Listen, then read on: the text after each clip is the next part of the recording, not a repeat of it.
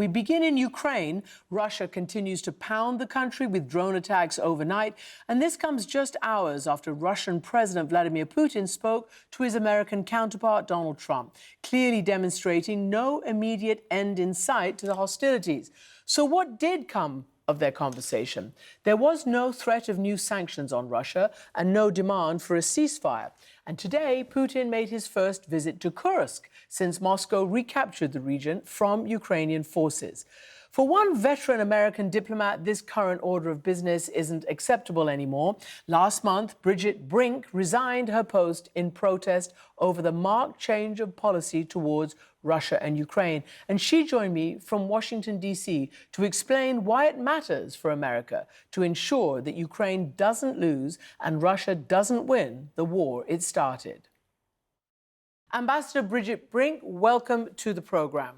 Thanks so much, Christiane, for having me on. The last time we spoke was when I was in Kyiv, you were in Kyiv as ambassador, and now you have resigned. You resigned as an active ambassador from Ukraine. Tell me why. Well, first, I'll start with a little context. So for 3 years, I served in Ukraine while Russia launched thousands of missiles and drones that killed men, women, and children in their homes and apartments, on playgrounds, in churches, that tried to take the light, heat, and power out for a country of 40 million people over 3 Ukrainian winters, and that committed atrocities and war crimes like we haven't seen since World War II.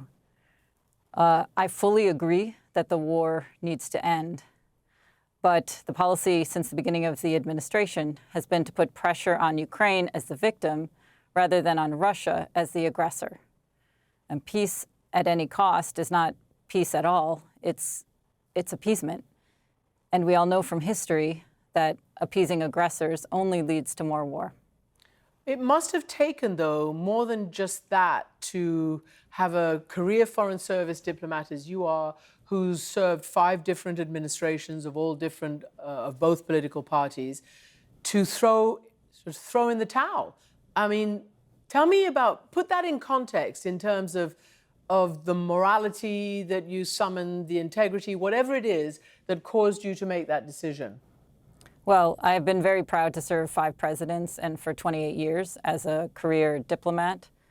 And I took this decision to resign. It was not a quick, hasty decision, but one that I took over the course of the first 3 months of the administration.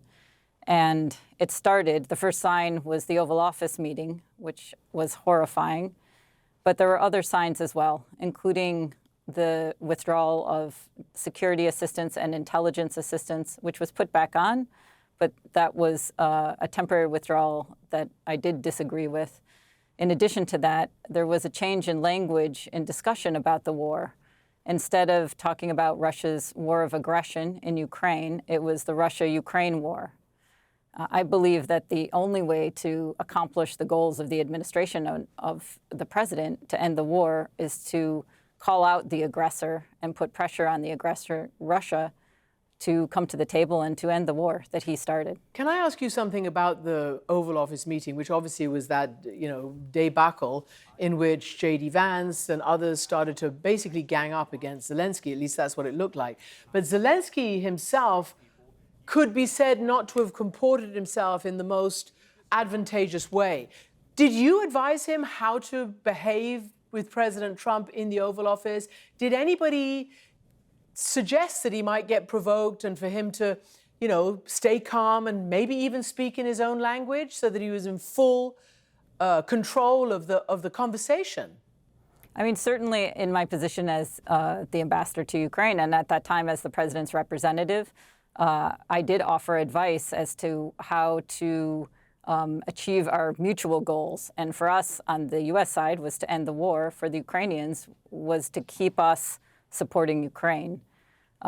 But I think the main issue at play right now is what happens next and where do we go from here? Mm-hmm. There's been some important conversations that have happened, but I think it's very important that we stick with supporting Ukraine in ways that will help to end the war as quickly as possible. Ambassador, we've watched President Trump sort of vacillate in his public demeanor towards Putin. Sometimes he appears to be offering carrots. They say to sweeten the pie, in other words, to bring him into talks rather than just alienating him from the beginning. Others say that, he really does believe the Russian narrative. But what he's done has changed his tone. There was the Oval Office tone, then there was the Vatican tone when he looked to be much more listening to Zelensky. Then there was the Vladimir stop tone when Putin had sent in a whole barrage of missiles and drones that killed a load of civilians. What do you, and now he says nothing will change until I meet Putin. What do you think is going to happen next? Well, I think to achieve the goal of ending the war, what we need to do as an administration, and my advice would be to President Trump, is to put more sanctions on immediately. The Europeans have just increased sanctions, especially on areas of the energy sector. It's the oil and the sale of oil that is a big part of fueling the war machine. We have done a little bit of that under the previous administration, but we could do much more. Also, there are other types of sanctions in the banking sector and other things that we could do that could put more pressure on Russia to bring Putin seriously to the table.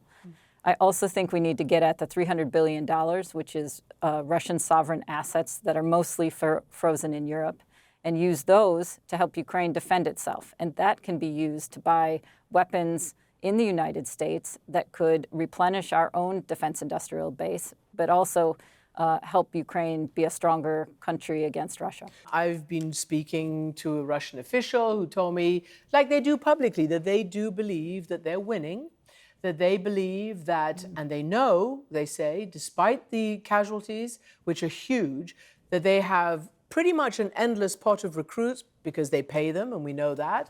The families are, they make their peace with that deal. They get money every time one of theirs goes to the front. They have said publicly they have gained several kilometers per day for the last, important period of time on the front line into Ukraine. So it does actually matter which weapons and how the Ukrainians were helped when they could have been helped, because we all knew that the Trump administration didn't want to continue this help. So what do you think, and what do you know in terms of your latest intelligence readings before you resigned, I suppose, on where the Russians are headed, and can they win this war? I think the Russians, of course, are going to tell us that they think they're winning. I do think Putin is struggling. The economy is struggling, and that's why we should double down on efforts to make it harder to wage this war, on efforts that will undercut the war machine that Putin has. He does have soldiers, but he is paying a lot of money for these soldiers and a lot of death benefits for these soldiers. So it's a very expensive proposition for him, and it's very hard on his economy. But maybe what I would say, for the American people, just to say why it matters what we do from here and why it matters to America. And there are a number of reasons, foreign policy reasons and economic reasons. But first, Putin won't stop this aggression. And if he thinks, and if he does, if he is successful in changing borders by force and being legitimized for doing that, he will continue. I am sure of that based on my decades of experience in the region. It also sends a terrible signal to China and others around the world that will be difficult for us to counteract. It will have global repercussions if we see this end in a way where Putin is successful. And third, the EU is our largest trading partner. It's a $1.6 trillion of trade, which fuels 16 million jobs on both sides of the Atlantic. This is very important to the United States. And Putin's goal is to disrupt this relationship and to divide Europe from us. And then I think there's an even more important or equally important issue of who we are as a nation and what we stand for. And throughout my career, I have been very proud to serve as a U.S. diplomat under 5 presidents where we promoted freedom and we supported democracies around the world. This is who we are. And an America that leads in this way is a strong America with allies and partners. And this is the America we need to preserve and protect. You mentioned Putin trying to divide Europe from the USA. He's doing a pretty good job. That's a very, very difficult relationship right now. I want to ask you finally, do you think there is anybody in Trump's inner circle or in his cabinet that has Ukraine's back? I mean, I think, well, all of us, I can speak only for myself as a former official, is that what we care about is American interests. We serve American interests. In this case, I think they are the same as Ukraine's interests to remain a free country, to deter Russia, to send the right signal to China. That's what's in our interest. That's what we are focused on. I do believe that ending the war is also in America's interests. But how it ends is important to us. It's important to us on a political level and on an economic level and on a moral, principled level. It's important to who we are as Americans. Ambassador Bridget Brink, thank you very much indeed for joining us. Thank you, Christiane.